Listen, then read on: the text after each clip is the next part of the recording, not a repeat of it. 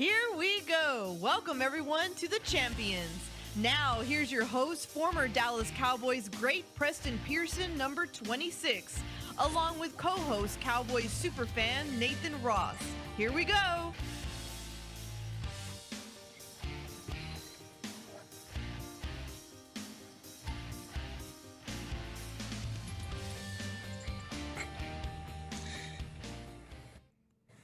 And so, welcome back, everyone.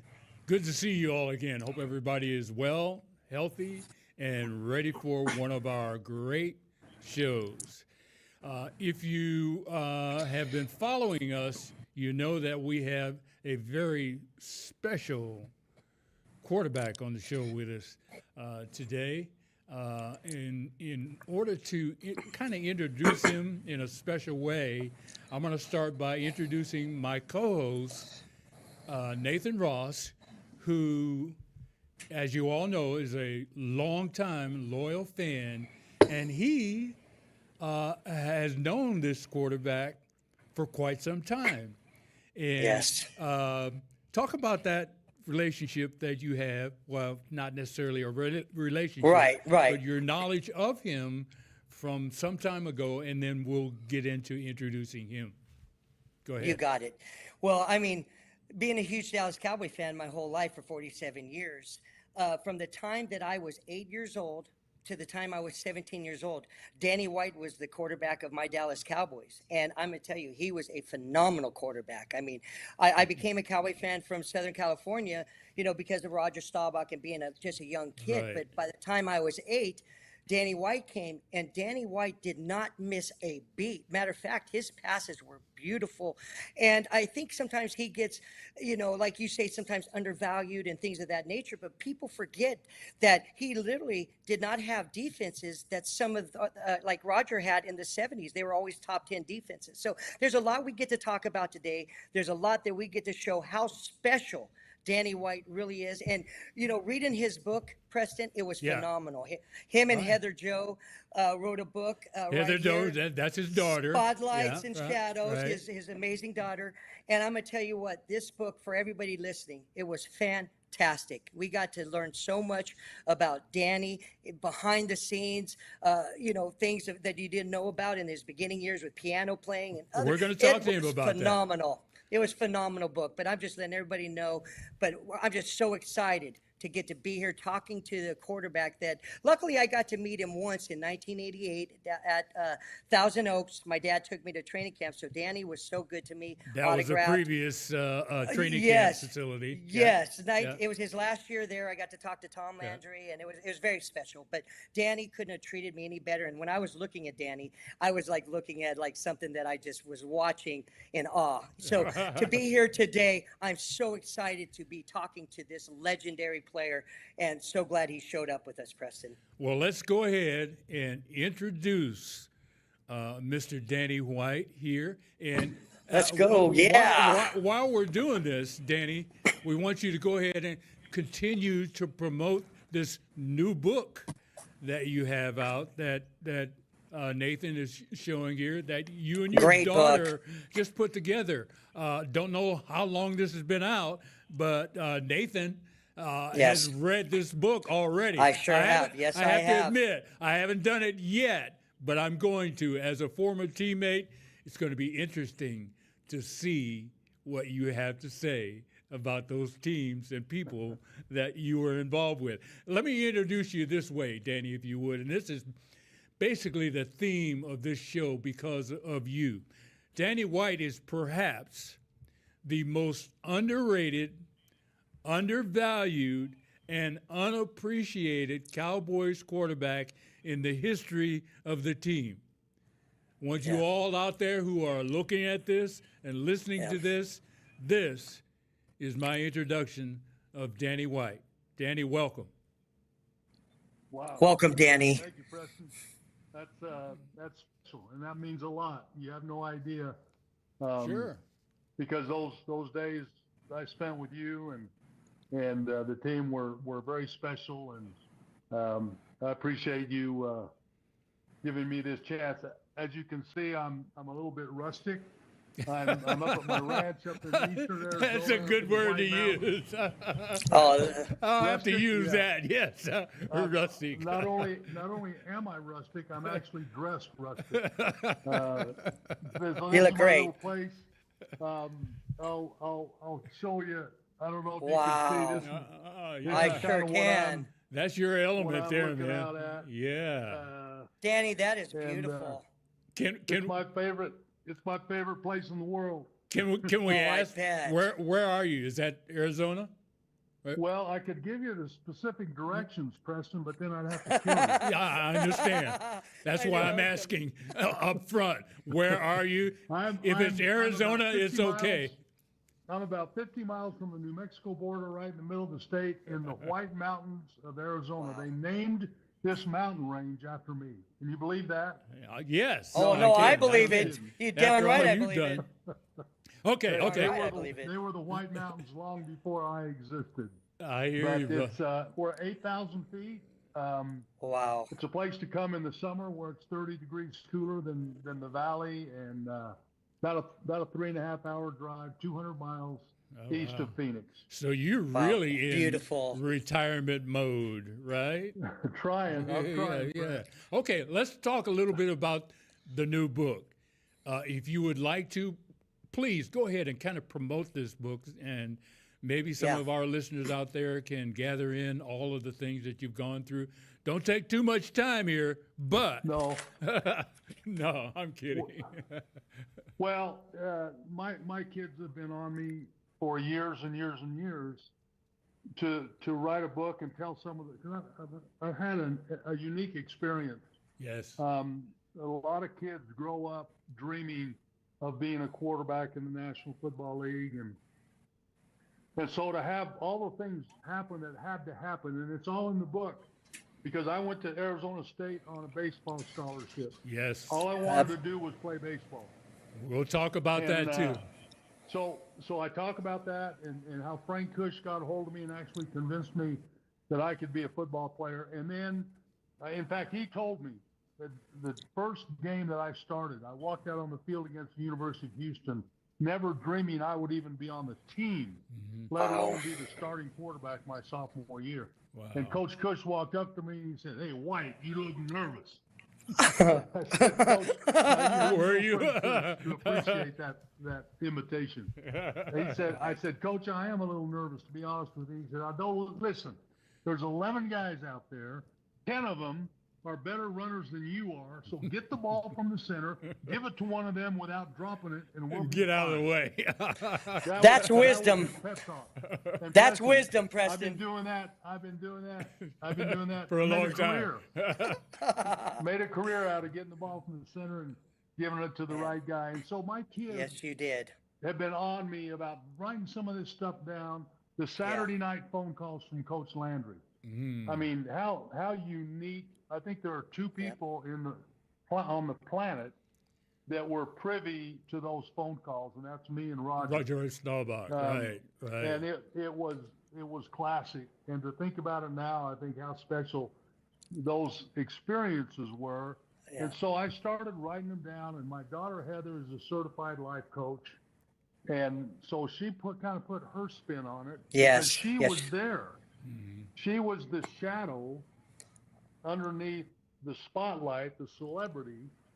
And it's a really kind of interesting I like back and that. forth between Heather and Yes, me. Don't sir. you think, Nathan? Yes. I do. You'd always have an initial. So, Preston, when you're reading it, they'll have an initial underneath of who's writing it. So in a paragraph, and it's really neat. There's so many thoughts that they go through. I mean, him talking about Tom Landry that time, where sometimes Tom would call him up and literally just say something to him and hang up on him after he said what Tom said. He wouldn't even say goodbye to you. So this book, I mean, Preston, it really delves into so many different aspects of family. His dad, Whizzer White, which I really wasn't aware of, but he has inserts where his dad actually writes in there, and we get to hear from his dad. We get to hear about so many things. I don't want to ruin the book, but it just from his piano playing in his early days, which I didn't know about. He couldn't even go outside and play sports until his mom said 30 minutes, if I'm not mistaken, Danny, 30 right. minutes of practice. So this book literally, Preston, it's gonna, if you want to get into the mind of one of our great quarterbacks, Danny White, this book and his Well, wonderful daughter, this book is what you want to get if you're a fan or a I teammate intend or to. anything. Yes, sir. I intend to get the book. I intend to read it, and I may give you a call back, Danny, to question some of those Yes. things All right. in the book. I So- remember a part of Preston. The one thing I do remember in the book on that Atlanta Falcon play that he threw to Drew Pearson, you were supposed to block on the right side, and I think he went to the left. No, I don't no. understand it in that book. Well, wait a minute now. That's what Danny says in the book. But and I almost put that in our stable of photos and videos here. Danny had been saying that for years, and I just pulled back and said, okay, no problem. We won the game. But here's what Danny forgot. What was my role? What was my responsibility in that game? It was to check and release. Check meaning check for anybody that came Right. off of a block or a blitzer that Danny did not see. And Right. Danny did not see the safety who was coming from our right. Correct, Danny? Yeah. From our right. So I did my responsibility, went left, but out of the corner of my eye, after checking to see if anybody was coming off of blocks, I saw that safety coming, and I got back across Danny's face and blocked him. Did I not? You were a good I blocker. did. I did. You I blocked were a him. good Otherwise, you don't get that pass off, and certainly Drew does not make the catch because they were so close to him at that time. What a So, huge okay. moment. What a So- big so- moment. Can I tell the quarterback's version of that? Of course. Yes, please. Okay. Of course. It was lead protection, and so the line slides to the left. Right. Preston's supposed to go to the right. So as I drop back, and before I tell this story, you got to know that Preston ends up being the hero in the end because I made him one. He goes to his left, and when I saw that safety coming and no Preston, I think I've got to get rid of this ball. I tried to throw it past everybody, just throw it away. I Drew understood didn't it, have and to. Drew caught it. But here's the thing. Preston ends up going to my left instead of to my right. I didn't see him. I knew he went the wrong way, but he comes back underneath me Yes. and blocks the safety. Yes. I didn't have to. Preston. I could have just kept the ball, normal timing, and thrown the pass. It probably would have gotten intercepted, and I would have been kicked out of Dallas forever. Oh, But heck as no. it turned out, it has so many plays in the NFL. The Yes. greatest plays Yes, in the history yes. of the game. It's there. The immaculate It is. reception, the Hail Mary. Mm-hmm. They're it's busted right there. plays. They don't happen the way Yes. they're designed to happen. And this was Yes, one of sir. those. I threw it hot. I underthrew it. Fortunately, Tom Pridemore, the safety, the free safety for the Went with Falcons, me. Yeah. it was not a real fast guy. Yeah. And if he is a half a step faster, he intercepts that ball, and the game's over. That's right. Instead, Drew catches it right at the front of the end zone for a touchdown, and we end up winning the game and going to the championship game in Philadelphia. But in Preston's defense, he did his assignment. He just went Thank a you. different direction than I thought he was going to go. See, that's what's so amazing about this book. Just that little insert from the book gave this type of conversation. It's a fantastic book. It takes you deep into there. So it was a great read. I'm really proud of you, Danny, and your wonderful daughter. You guys did a wonderful job. Heather, Joe, you all did a wonderful job. Well, I'm looking Thank you, forward Nathan. Yes, to sir. it, Danny getting the book and checking it out. All right, Trey, let's roll a couple of the photos, research that I did. There's a look at Danny's book for all of you guys out there looking at it, checking it out. Spotlights And and Preston, shadows. if I can say it, the cover of the book, I don't know if you can notice that or not, but there's the whole purpose and point to this book is the difference between permanent and temporary, and Wow. developing permanent skills and permanent attributes versus temporary ones. And if you'll see in the book, on the picture of the cover, I've got a Super Bowl ring on one hand and a wedding ring on the other hand. Yes, you Yes, do. I And the do see that. difference That's between awesome. The two, one is full of glitz and glamour and prestige and value, worldly value. The other is Right. real simple and basic, but to me has eternal value. Yeah. And that's kind of Right. the way things are in the world. The things that shine the most and look fancy and are usually the ones that don't last as long. Wow, So that's- great analogy. That's Great. the point behind the cover. Well, Oh, no. there's what didn't last very long right there. But when was that? When did that happen?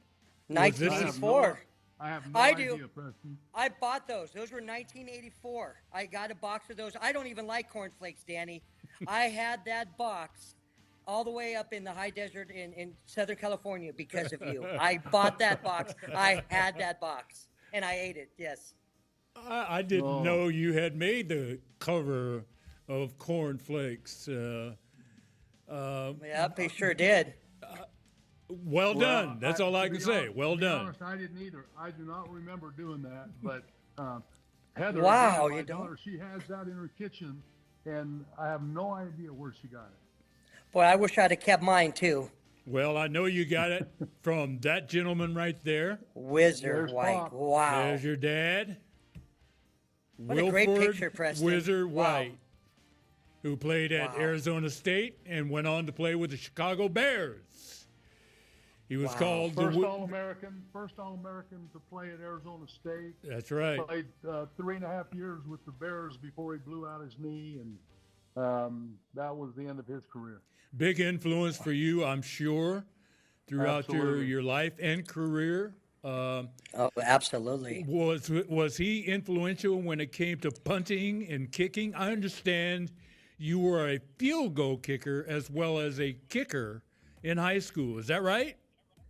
That's right. I was the field goal kicker for my high school team at Westwood High School in Mesa, Arizona, and Wow. was going to be the kicker at Arizona State before Danny Cush came along. Danny was the son of our head coach, Mm-hmm. and he became the kicker my sophomore year. But I still am going to claim to be the best holder in the history of football. And Danny, real I'll- quick I'll- before you go to the baseball picture, how far of a field goal do you think you could have kicked? What was your range? Probably 50 yards. Get out of here. Wow, Oh, Preston, Get out of 50. here. That's 50 impressive. Yards, 50 yards Oh. was pretty normal. Jeez, Danny, wow. Oh, look at that picture right there. Well, Arizona State. Wow. this is a picture of Danny on the Arizona State University baseball team. What position did you play, and how did this come about? Well, I played a lot of different positions, Preston, but the one I didn't play was catcher. I was 16-0 as a pitcher in high school. 16-0. I went to Arizona State because the coach Bobby Winkles that recruited me Wow. said he would let me pitch and play another position when I wasn't pitching. The new That's coach fine. came in, Jim Broad, and my freshman year, and had a different philosophy, and so I had to stop pitching. But I think I could have been a good pitcher. Now I played in two national championship games in the College World Series against USC my sophomore and junior years. And in fact, a story I don't like to tell very often, my junior year, I came up to bat in the bottom of the ninth inning against USC with 2 outs, down 3-2, and struck out Oh, and made the last out Yep. of the College World Series. That was the end of my baseball career. Wow.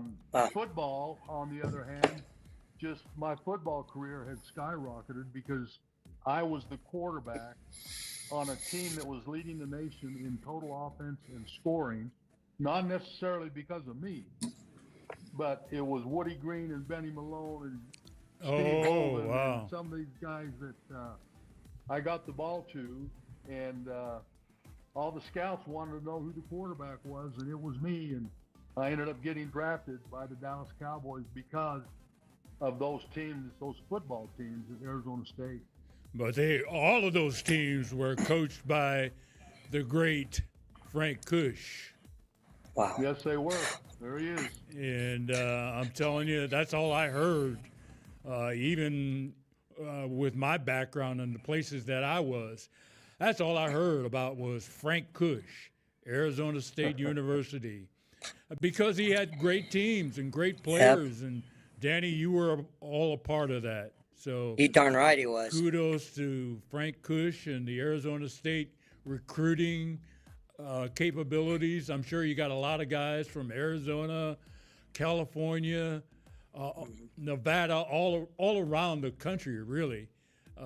Even though at that time, schools basically stayed in a certain geographical area. They didn't really go across the country to get recruits. But Frank Kush was one of the best recruiters in the country, and obviously a pretty darn good head coach. Well, Coach I think Kush I heard- was from Pennsylvania, and so we had a lot of players from Pennsylvania, New Jersey, that part of the country. He was actually an All-American defensive end at 170 pounds.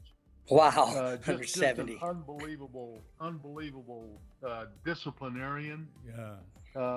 And in the book, I talk a lot about some of the drills that he put us through to teach us about mental toughness. And Yep. we ended up 32-4 in the 3 years that I was there, and we won the first 3 Fiesta Bowls. Wow. Amazing. Great job, Danny. Great job, Danny. There's a shot of Danny. What year was this? This is Well, after. this was the Af- alumni game. Okay. So this was probably like 90, 93, 94, something like that. I actually threw a pass Wow. to my dad for a touchdown, so that was a lot of fun. Wow. How special. Yeah. That's you as a player. Was that a sophomore? That's probably my senior picture at Arizona Okay. State. Yeah, you're looking pretty lean, Yep. mean right there. Looking Sure good is. right there. Okay, you also punted. Now that is a shot of you as a Cowboy punter, but Yes. you also punted at Arizona State University, right? Of course you did. I did. Was Frank responsible for you punting and playing quarterback, or was there No, a different influence on that? I don't think Frank cared about that kind of stuff. He just put the best guys out there, and I was the best punter on the team, so he let me punt, and Yep. I'm glad he did because it led to those days of me punting with Yep. the Cowboys that Yep. you see here. And the thing about me as a punter was I always liked to watch the rush, because I was always used to getting that shotgun snap from the center as a quarterback. Yeah. So I Right. did the same thing as a punter, and if they didn't rush hard, or if they turned their backs too quickly and ran, I'd just take the ball and take off with it. And I think 19 times, I believe. Nobody knows for sure. This is a Yeah. stat that nobody can prove, but I believe I did it 19 times.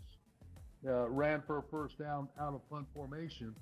And Preston, as you know, that's the same as a turnover. Yes. It sure I- is. I loved doing that. I could start to run, Yeah. and if somebody saw me and came after me, I'd just stop Pull and it up punt and it. One get- time yeah. against the Rams, I was past the line of scrimmage and I kicked it. And the officials threw a flag, and they didn't know why they were throwing the flag. They got together and huddled and talked about it, and they said there's nothing wrong with punting the ball past the line of scrimmage, and they picked up the flag. Wow. I did not know that. You could do that. Yeah. Okay. All right. Now, before we get to this photo, Danny, there's a segment of our episodes, our shows, that we have. It's called Ask a Pro.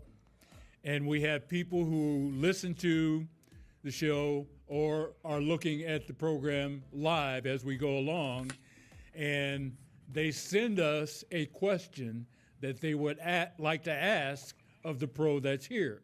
So we have a question. The question, get this, Danny, is coming from Essex, England. Yes. Yes. So here again, we're talking about the Dallas Cowboys, the National Football League, worldwide stuff we're talking about here. So you're being seen around the world right now. All because of you, Press. Yeah, All because right. of you and your popularity. He and I.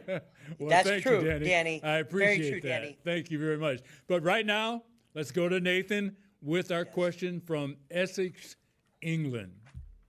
Right. And again, like Preston said, we're just so excited that we're getting this from all over the world, not just in the United States. But thank you for doing that. And thank you to everybody that writes into us. And on this segment of Ask a Pro to Danny White, Danny, who was the pass rusher you feared the most? And this is from Keith Hopkins from Essex, England. And one more time, who was the pass rusher you feared the most? Man, That answer could also be from the Cowboys, you know. Yeah. well, I have a guess. oh well, I would never. If you ask me who did I fear, well, it was not on Sunday. It was on Wednesday, Thursday, and Friday, and it was Randy White. I never Nice. wanted to play against Randy White. But Yeah. I'll tell you, the linebacker from the Chicago Bears, Otis Wilson, when they beat us, Preston, you were there. Yeah. 44 to no, nothing. you weren't there. No, you weren't there. 44 to nothing in Texas Stadium. Yeah. I remember it, though. We won the division that year, so we were not a bad team. But No. they came into Texas Stadium and beat us 44 to nothing. Yes, Knocked they me did. out of the game twice, and it was Otis Wilson both times. Oh, And I thought he broke my neck on the second one. was but Singletary on I that remember- team? I That remember was- laying on the ground, looking up through the hole Yes. of the stadium, and moving my head back and forth just to see if they were still connected. That was the 85 Bears, Preston, the 85 Bears. 85 Bears. So Singletary and that group, all of those guys. Richard yeah, Dent, yeah. all those guys. Yeah. It's the only That's a good time in one. my life that I will admit that when I got the ball from the center, all I wanted to do was find some place to throw it as quick as I could because I knew somebody was coming free and going to hit me if I didn't get rid of the ball. And I Right. was looking at the rush more than I was looking downfield. Yeah. It was just a matter of self-survival. A good pass Those rush. guys were unbelievable. They'll Yes, they were, They'll make Danny. a quarterback do that, and Yes, sir. we don't even want to talk about the present day Cowboys right now. We'll get to that a little bit later when it comes to protecting quarterback. Okay, let's go back to where we were.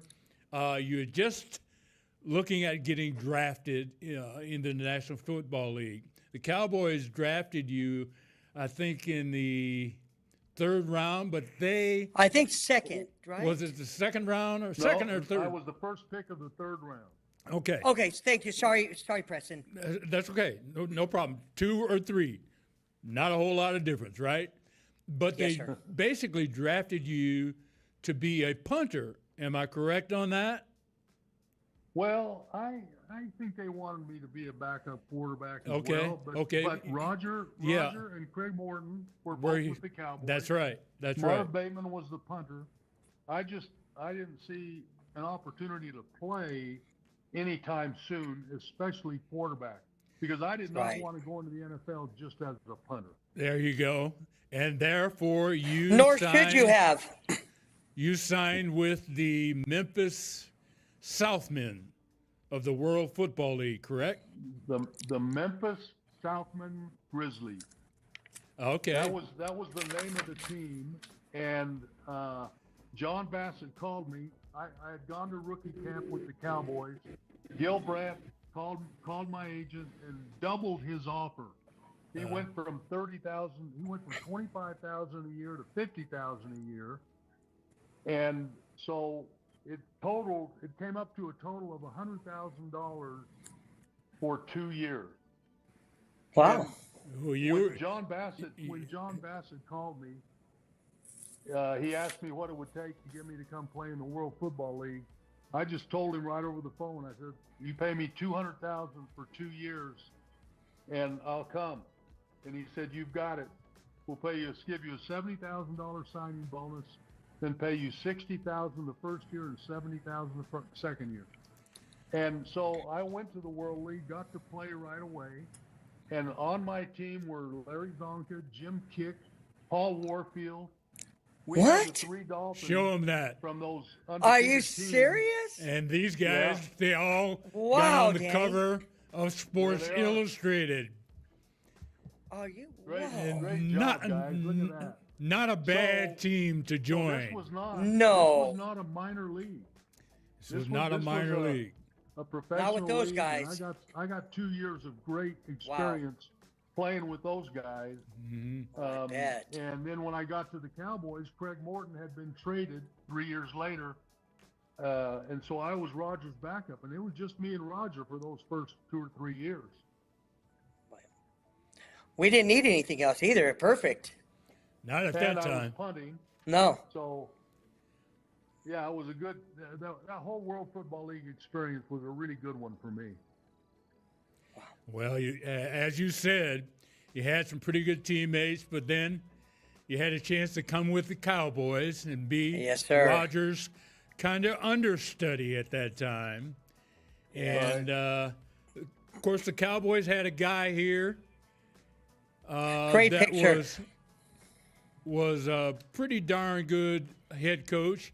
Right in the middle of that was another quarterback that you had to compete Hogeboom. against, Yeah. was Gary Hogeboom. And there's your Yep. buddy on the left there, a second Mr. Cowboy, Roger Staubach, or as most people call him, the captain. Yes. Captain America. Two legendary. Yes, sir. Two legendary quarterbacks right there. I mean, honest to God. And like I said earlier, Preston, if Danny has that one of those top 10 defenses of those 70s, I'm telling you, I do think that he gets to a couple Super Bowls. He just did not have that help that Roger had. And I love Roger. You know that.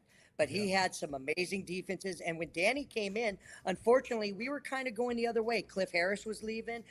Charlie Waters was, hurt and kind of on his way out. So Danny kind of got there at the end where with Roger, he had top of the line team. And I think with Danny, I'm not saying they were bad players. Please, I hope I'm not sounding like that. I'm just saying we were going in a different direction defensively than we did while Roger Staubach was there. I think, that's all. Danny was an amazing quarterback and deserves so much respect. Well, Danny had an opportunity to learn some things from Yes. Roger Staubach, learn some things from Tom Landry. Yes. And there was this little occasion that happened that kind of spiraled way out of proportion and led to a difficult situation for Roger, of course, the team, and Oh, for no. Clint Longley. Oh, no. Uh, I can't believe he took a swing. Why did he take a swing at Danny? Do you know why he took a swing at Roger? Or do you know anything about that? I was a first-hand observant to that whole thing. Oh, my goodness. Clint was a little bit off-center to begin with. Okay. He had that great game on Thanksgiving Day when he threw a touchdown pass to Drew. To Drew, for a yes. touchdown and won the game. But Yes. when I got there, Clint wouldn't work out with us. Roger and I would come at a certain time, and Clint made sure that, and this is during the off season, Clint made sure he came at a different time for some reason. I don't know whether he felt intimidated or threatened by me, but he would not work out with us. And then we got to training camp. Wow. Roger and Clint threw a ball. Drew slipped and fell on a route. Clint threw the ball anyway and hit Drew in the head with the ball. And Roger looked over at Clint and said, "Way to go, rabbit tooth." Oh, dang. Oh, man. Anyway, they kind of called each other out and said, "Okay, after practice." And as soon as practice was over, I grabbed Dan Reeves, our offensive coordinator, and we were walking off the field, and I kept looking over my shoulder to see what they were doing. And they walked off the field. This is in Thousand Oaks, and Press, you remember what those fields were like. They were kind of up elevated, and then you drop down off the field into this grass. Yes. And Roger and Clint dropped down off the field, and the next time I turned around, all I could see was Roger And Clint kneeling going. on top of Clint, just kind of throwing haymakers at He him. was wailing Oh. on him, from what I heard. And anyway, he probably would have killed Clint, but Dan saw me turn, so he turned and saw them fighting, and he took off and went over and broke up the fight. Well, the next day we're in the training room getting ready for practice, and Roger, I had already gone out to practice. Everybody's wondering where Roger is. Well, he had gotten up on the scale to weigh in. Clint snuck up behind him and just Well, he clocked him. What? cheap shot at him. Roger from was behind, he was pulling knocked his him into the jersey. scale, cut his head, Yeah. and then ran to Man. the dorm, had his bag in his car, took off and left camp, and we never heard from Clint again. Roger comes out to practice with these stitches over his eye Yeah. where Man, he that's- fell into the scale. It was Man, pretty what a amazing, cheap but shot. Roger took care of my competition for me. That's all I got to say. That's all I cared about. That's probably why he didn't show up. He was probably mad that, they took you and who knows? He's probably just jealous and just didn't want to be around you. But I hate that he cheap shotted Captain America like that. Yeah. Well, Roger was pulling his uniform up over his head, and he had it Unbelievable. about that high, from what I understand. Now, I wasn't there. I was in a hospital back here in the Dallas-Fort Worth area. I had just gotten my knee operated on, so I was not in camp at the time, but got a lot of feedback from a lot of different guys on exactly what happened and why. And the thing that I remember about the whole situation was Clint was about to lose his backup job, and Danny was the guy that Roger was paying more attention to. Of course. That's what during yeah, practices. absolutely. And so, he was, as Danny said, he might have been a little goofy, crazy, whatever you want to call it. Personally, I thought Clint was a good guy, a really crazy, good guy to be around, had a good time. Clint was the kind of guy that would go on the off days we had, he would go rattlesnake hunting. Jeez. Rattlesnake Yeah, hunting. He hunted rattlesnakes. Yeah. He often Wow. had a couple of them even in the locker room. Did he want it Standing for there the with a skin? couple. Just for the skins of it, Preston? Did he do that? Maybe. I really don't know. I know he's from the Abilene area, Yeah, I he's believe. from Abilene. Sweetwater area, where they do have the Sweetwater rattlesnake roundup. I've been there. Lots and lots of rattlesnakes throughout the whole place. So that's part of the reason why Clint did what he did. Again, I think he's a good guy that fell into a situation that overwhelmed him. He did Yeah, a the little wrong bitterness. thing, and Yes. his life took a spiral down the wrong end when it came to football after that. So I think you're 100% right, Press. I felt bad about it because everybody liked Clint. Yeah. They really did. Yeah. He basically, again, a good guy that did something that hurt his whole career. And I'm still going to try to get in touch with him. I'd like to hear his version. I'd like to hear where he is today. I'd like to know more about Clint and all the things that happened to him when that happened, as you're looking at it right now on your screen. Okay, let's continue on with a little bit of background. One other thing that happened in your career that I thought was awesome, it was after we won the Super Bowl.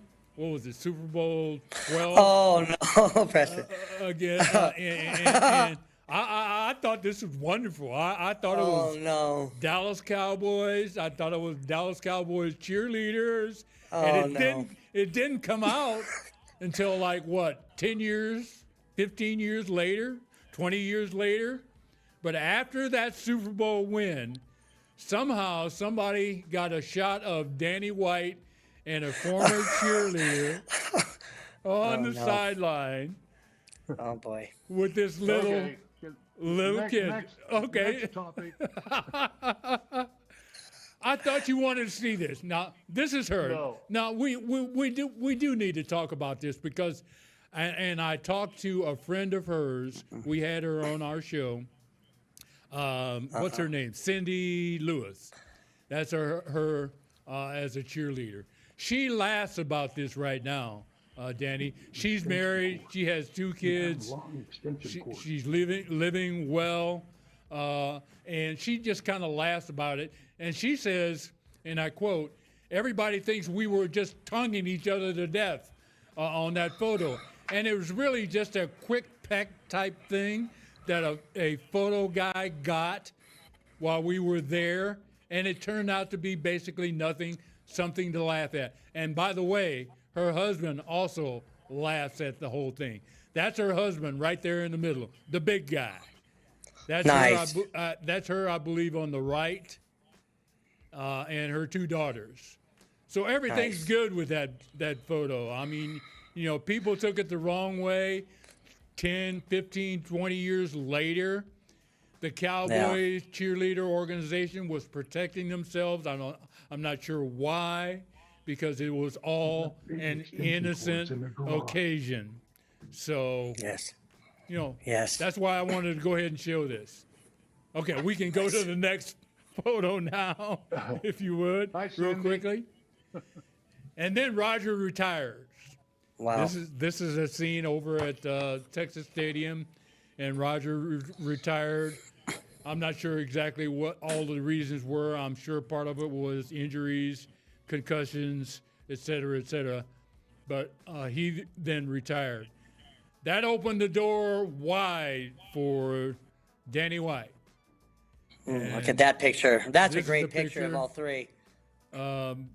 That is, yes, that's me right there, 26, talking to all of the guys on the sideline. That's Danny right in the middle, Roger on the left, and the great Tom Landry giving everybody Legends. instructions. Look at those guys. It's probably 3rd down because I'm right there listening to Tom, and I'm going to go back out. It looks like it's Roger. He's looking like he's wringing his hands on a towel, as he typically does. And so we're going to go back out onto the field. It looks like it's 3rd down again. So Yep. unfortunately, this is another one of those games that people remember about Danny White. I say again because he's unappreciated, except when people want to point out certain kinds of things or Okay. games. This is the catch Yep. from Dwight Clark and the 49ers. And you see Everson Walls in the photo. Yep. By the way, we had Everson here as well. We didn't talk about the catch or any of that stuff. Unfortunately, Danny White had to feel the weight of this, trying to come back from that. What people Yeah. don't quite understand, too, Danny, and you can talk about this, is that the Cowboys still had some time on the clock. I think it was like, 49 seconds or so? 51 51 seconds, I seconds or think. so. So we, the Cowboys, had a chance to possibly come back and win that game, albeit Sure did. not much of a chance. If not for that horse collar tackle, Preston, I mean, Danny Yes, threw that's a gorgeous exactly. pass. Yes. I mean, if you look at that pass again, at the time frame and how clutch that play was, you cannot throw a better 20-yard post pattern or even longer than what he did right there. And in this day and age, that's a horse collar. We got Rafael Septien kicking that game-winning field Yeah. goal. So, Yeah. it was just unfortunate. And the sack that happened to Danny, I mean, the guard got literally blown up. I mean, Danny had no chance. As soon as he went back, he got sacked. I mean, the person was on him, and with only 30-something seconds left with that point. So, I mean, Danny had an amazing game. Our defense was ranked 20th that year. Our defense didn't have the greatest of years that year. So to even go that far, it shows how good Danny was. Underappreciated, like I said. Yes, sir. He was doing his thing, doing it well. Yes, but he was. He unfortunately catches the bad portions of what people think of the Cowboys in games like that, or other things that happen to the Cowboys, and he just doesn't seem to be able to get the credit that he deserves to get. That's why I wanted to show this thing. It's not exactly positive, but it certainly is something that should be pointed out, that Danny White did his thing in that game. It wasn't He sure did. just about him. You're right, Preston. Okay, so I wanted to show some of the quarterback competition that Danny had during his career. And I've always said that the Cowboys have had a wealth of quarterbacks. And at the top of all of that wealth, Danny White beat out a lot of them. Yeah. And so I'm showing this one because Gary Hogeboom was on the team at that time. Danny White beat him out.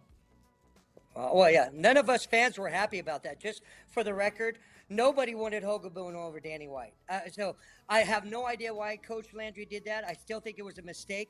Danny was unbelievable 3 straight years going to the championship game in the conference. And then in 83, he had a really great season too, though we lost to the Rams in that and a rough outing there. But he was unbelievable. We did not want Hogeboom. Us fans were livid. Just to let everybody know, we were livid that this happened. And Well, and then in his first game, he went out against the Rams and threw for 400 yards. And Coach Landry came up to me after the game and he said, "Well, I didn't expect that." Yeah. Of course, that was it was kind of But a flash in the pan because That's Yeah. exactly it what went it was, downhill Danny. from there. And Coach It- Landry told me at the start of the season that he thought I would be back by the middle Absolutely. of the season. And that's exactly what happened. So Coach it was an Landry, experiment that blew up on him. he is just telling the truth. That's how Coach Landry was. You know that. And Is who's that this Vinny guy? This Testaverde? is Steve. That's Steve Ballore. no, that Yeah, that's Is that- Steve great Ballure. guy. Yeah. Great guy. yeah, that I is love Steve. Yes. Steve didn't look like Ballure him. was here. Good quarterback, good competition, but Yeah, that Danny is- again beat him out as Yeah. quarterback of the Dallas Cowboys. Yeah, not even a close either. Next up would have been a guy from, I believe, from Nevada, played at University of Nevada. He's back out there, by the way, running one of the major casinos, Glenn Carano. I don't know who that is, Preston. Who is this guy? Glenn was the third quarterback when Roger was playing. Glenn came in Really? in 1978 and was the third team quarterback for a couple of years. And then when I became the starter, he was my backup. And then he left after a couple of years, and Gary Hogeboom moved up into his place.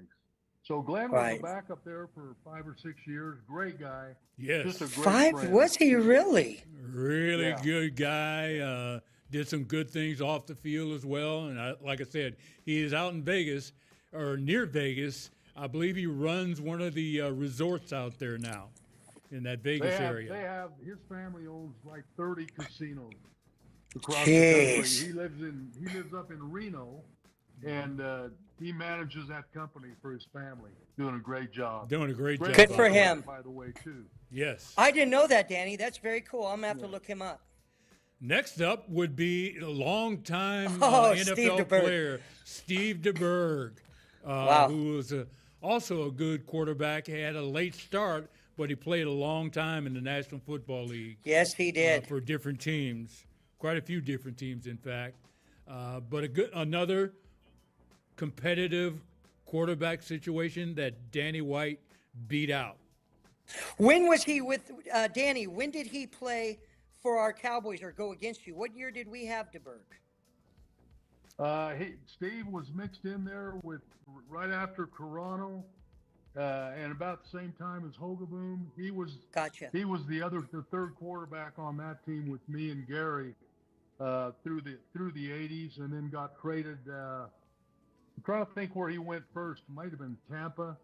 Was it but Frisco? He ended up playing for 7 or 8 different teams. in Yeah. his Yeah, career. he Yeah. sure did. Yeah. Yeah, he did. Yeah.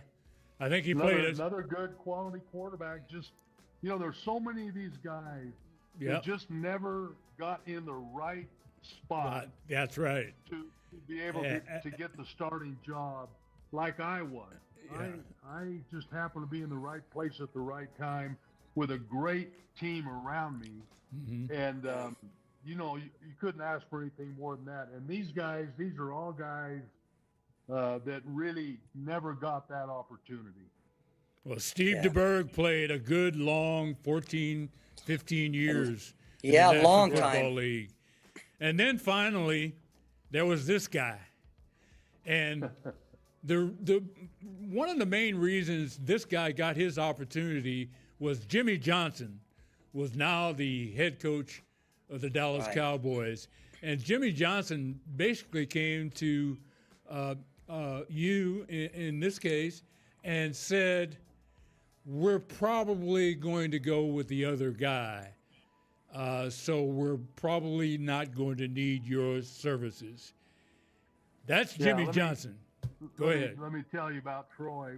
We spent the whole off season together in quarterback meetings, and I was trying to decide whether to play another year or not.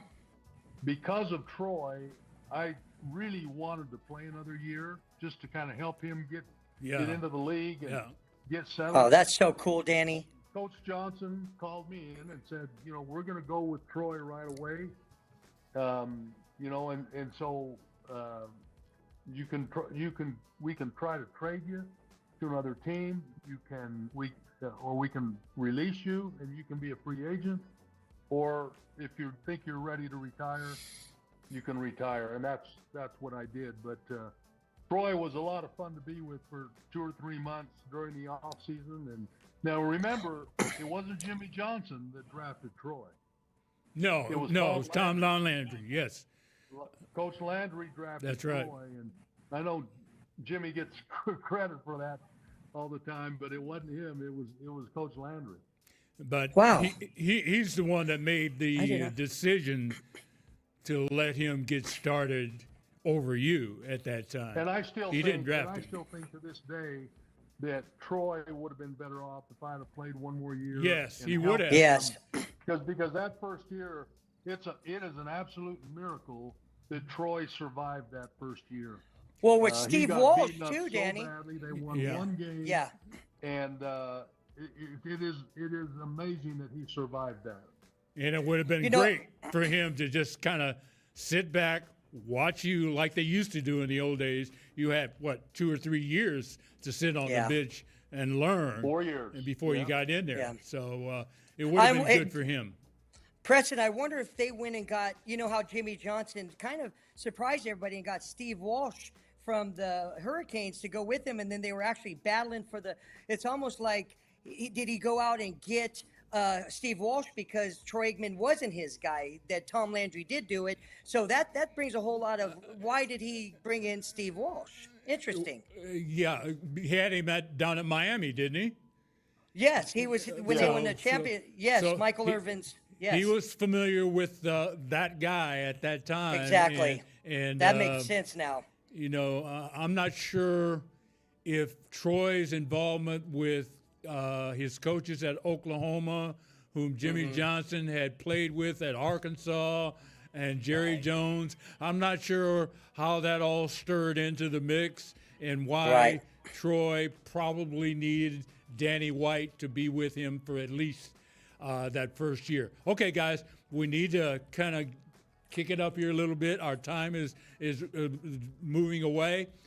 So, Danny, after it was all said and done, you got involved again into football after you retired and all that stuff. And you spent a long time in arena football, 16 total years in Wow. arena football. Oh, my goodness.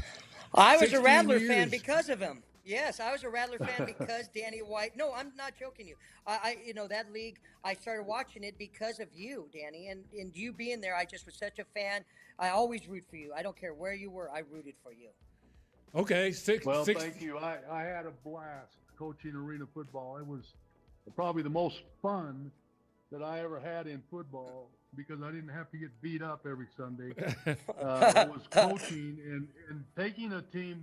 Let me say, guys, there is nothing that can compare to taking a team, creating a system, watching a bunch of guys go out on the field and operate that system successfully, Yeah. and then taking it to a championship. We actually won the first world championship in the state of Arizona with the Arizona Rattlers for Jerry Colangelo and we Very went cool. to Orlando and beat the Predators. We were 15-point underdogs, and we went Yes. out to their place and beat them for the first championship.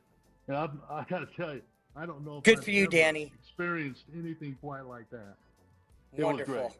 Well, successful time frame in that league as a head coach, right? Okay, so Right. somewhere in there you went back to ASU with Herm Edwards. No. No, what? Who was it? No, that's when I left ASU. Was when Herm Edwards came along. There's a picture of me walking with Herm, but I Yeah. had nothing to do with the team. Okay, when okay. Herm was there. Okay, so take us back to that Todd Graham. that Todd award. Graham had it on his staff before Herm came along, and Gotcha. and I left for a few years, and now actually I'm back on the staff with Kenny Dillingham, and we're trying to turn that program around after all the few recruiting years. issues that ASU Right. went through Mhm. under Herm and Antonio Pearson. Those guys, Mhm. they struggled and had some issues and some tough things happen, and ASU is paying the price for it now. And so Yes, sir. I'm loving working with Kenny Dillingham and that staff over there right now. I'm having a blast. Okay, so Good for you, Danny. Are you still a quote consultant and ambassador at ASU? I am a consultant. I don't know about being an ambassador, but I Okay. do work with the team. I go to all the games. I'm on the sideline with Kenny and give him a little bit of a summary of the team they're playing each week and what I think they need to do to win. So I'm involved with Kenny directly. I'm not a coach. I'm not a full-time coach. But it's really it's a perfect kind of a position for me at this time in my life to be able to help my alma mater get Yeah. back on track after all the bad things that have happened the last 3 or 4 years. Good for you, Danny. Okay, so Yeah. you were doing all of that, and at the same time, were you doing some cowboy broadcasts on radio on Compass Radio Network? Yes, up until this is the first year that I did not do the Cowboys broadcast. I worked for 12 years doing the national radio broadcast for the Cowboys through Compass Media. Compass Media has not really honored their commitment to me, and so we parted ways. And they've got some other people doing it now, which is fine with me. I miss being on the field with the Cowboys and pregame and going to all the games, but I'm enjoying my time with them. Okay, Good for you, Danny. I got to ask you this, and we're running out of time here, but I got to ask you this. With all of your experience, head coach, player in college, punter, quarterback for playoff coverage teams, radio broadcast, did I mention that already? Has anyone from the National Football League, hint Dallas Cowboys, ever approached you about coaching, whether it be head coach or offensive coordinator or special teams coach? Absolutely. Good question, Preston. Anybody? Well, I'll tell you, no, the only one that really reached out to me about coaching was Jeff Fisher when he was the head coach of the Tennessee Titans. Titans, yeah. Had me come in and interview as a quarterback coach.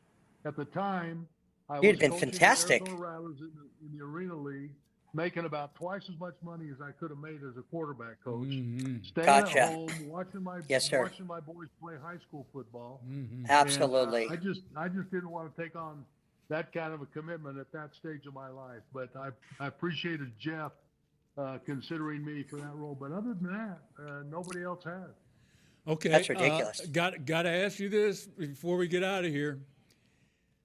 If the Cowboys came knocking, would you be interested? Hey, listen, the last 2 ball games shows me that there's something wrong, and when there's something yeah. wrong, it has to come from the top down. Oh boy. Well, Yes. I think I know what's wrong, and it's in the culture of the Dallas Cowboys. It's not the players. It's not the lineup. It's not even the coaching. but the culture of the Dallas Cowboys is not right for winning championships. Okay, But tell I'll me leave it at what do that. you, I'm what, not- I'm no, not- no, Well, no. You can't that's do deep. that. I wanna hear this. You Yes. can't do that, Daddy. You can't leave it. You can't leave us Yes, I hanging can. like that. What kind of Listen, culture? Culture Listen, meaning. as great a friend as you are to me, even you can't get any more out of me than that. I think Good for you, Daddy. I think I know what you're alluding to, and I feel the same way you do. I'm just trying to Right. get some kind of Reassurance or like, that kind that of. we're on the same page, Yeah. and you're absolutely right. It Thank you. is. It is that. And as soon as they recognize that, I think you'll see a change in attitude, energy, and approach. You know, Yeah. you Yeah. and I There you go. and all the guys that came before Yeah. us, we made that damn star. They Yes, you just did. aren't holding up their end of what made the star what it is. They need to talk to you, my friend. Yes, they do. Thank you, Press. I would love to talk to him. I would love to talk to him. Okay, with that, I'm going to get off of my preaching. No, but you're right. You're Perch. right, Preston. And Meanwhile, I'm up at the ranch just having a blast. That's right. That's Watching right. the chipmunks and listening to the elk screaming out in the woods. And Are you doing well, any having a elk great hunting, life. Danny? Are you doing any elk hunting out there with your I didn't get son-in-law and drawn. people? I didn't get drawn. I put in for archery elk every year. Right here, I can walk out here in the morning, tomorrow morning at 6 o'clock and shoot a bull elk if I wanted to, but I didn't get drawn, so I don't have a tag. Gotcha, Well, sir. Gotcha. we want to wish you all the best in the world, my friend. What an Thank honor you, to Fred. be with It's you. Great to be with you. Great to see you again. I think you Yes. should expect a call from somebody in the National Football League, especially if they're watching this show. And remember Absolutely. this, we are international, my friend. So Yes, we somebody's are. watching. And with your credentials, somebody should be talking to you. Somebody. Well, should be what a talking to special moment for Thank me you. too, Danny. You being my quarterback from the time I was 8 to 17 and getting to talk to you today. I can't even tell you how much this means to me. So just thank you so much for being here today and just letting me talk to you today. All right. Thank you, Nathan. Thank you. My to pleasure. You guys. Our, I love your book. Support all those years, Nathan. I appreciate that very much. No, it's Thank- my pleasure, Danny. This is a We very gotta special go, day for me. guys. We gotta All go. We gotta go. Again, thank you, Danny, so much. Appreciate you being involved with Danny. us. Wish you all the best going forward. Thank you to our Ask a Pro from Essex, England. Again, Keith Hopkins. Thank you so much. We appreciate you. Yes, we do. We want to encourage all of our listeners and watchers to tune in to see us. Let me end it by saying this. Follow us on social media platforms, Facebook, Instagram, LinkedIn, YouTube, X, Yes. Twitter, and also audio-wise, TikTok, Amazon, Spotify, Google, and Apple Podcasts. Yes. It's been a good one, Nathan. Yeah. Oh boy. And Special together, day. we shall say, Here we Here we go. go. Yeah. Here we go.